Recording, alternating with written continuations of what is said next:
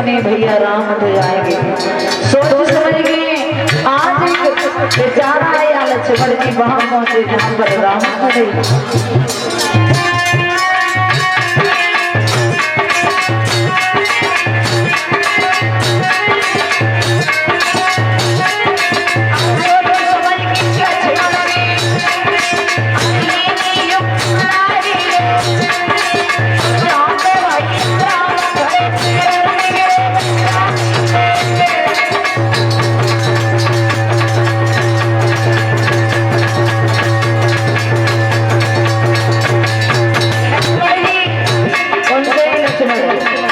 राम के पैर पकड़ के बैठ जाओ।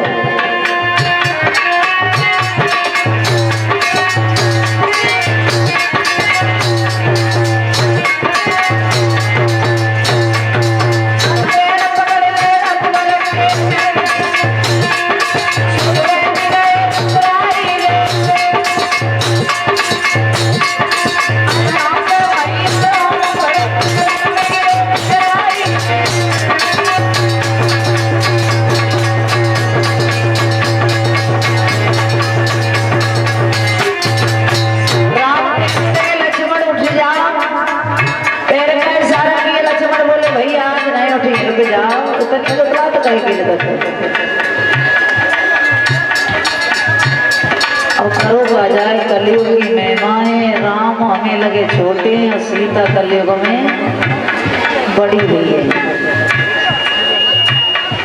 लक्ष्मण से कही उठ जाओ तो भैया लक्ष्मण ना उठे। उसी समय कहा भैया आज तुम्हें उठाओगे तभी हम उठे।